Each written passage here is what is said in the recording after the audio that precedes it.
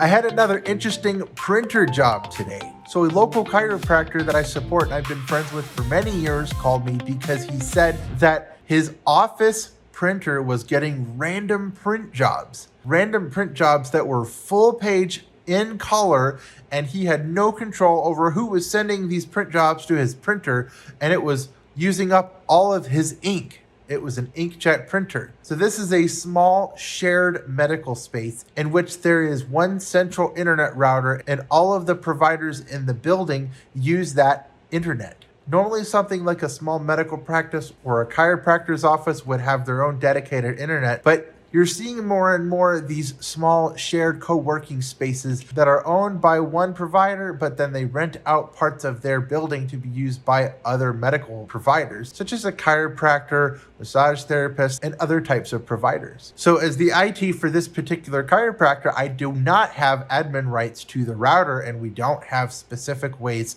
that we can lock down their existing internet infrastructure, as it's a router that's provided by Charter Spectrum. But what I was able to do was load up the printer's admin page and look at the security settings, and also look at how Windows is communicating to that printer. So this is an HP 8020 printer, and I've made a video about this before, but there is a printing protocol called WSD. And with WSD, the printer advertises itself on the network, and anybody that's connected to that network can discover that printer and send it print jobs. Also, the printer is advertising its AirPrint functionality on the network with the protocol that's called Bonjour.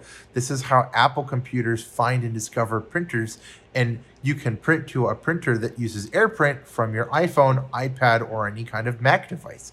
Well, this doctor is using a Windows device and doesn't need anybody printing to his printer, as it's owned only by him and should not be used by anyone else in the building. So what we needed to do was a multi-step process. First of all, we changed his IP configuration from dynamic to static, so it would not change, and his printer's IP address would remain the same. Only his computer would know that IP address. The second thing that we did was we disabled other printing protocols that he didn't use, such as IP version 6, IPP, Bonjour, and also the Microsoft WSD services.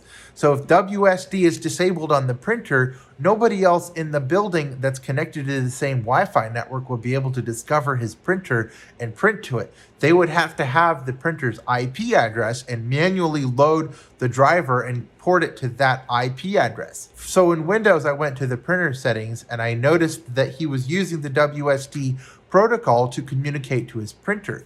What you need to do is you need to create a new port. Instead of using WSD, you use a standard TCP IP port, and you set the printer driver to use that specific port, not WSD, because we disabled WSD on the printer itself, so the printer is not advertising itself on the network as being available.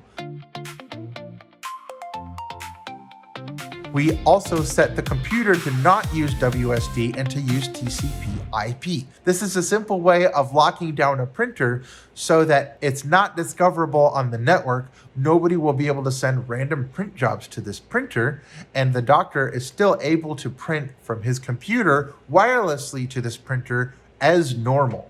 There's probably other ways that we could accomplish the same type of thing, but for a small shared office setting, this was a quick, simple, and effective way to hopefully deter anybody else from being able to discover his printer and send random print jobs to it. If I can help you in your small business here in the Greenville, South Carolina area with anything ranging from networking, printing, small office, home office, wireless security, wireless routers, anything like that, please give me a call at 864-475-1895, and I would be happy to help you. You can also go to my website, www.liningpc.com, and use the contact form and tell me a little bit about your business, and I would be happy to help you.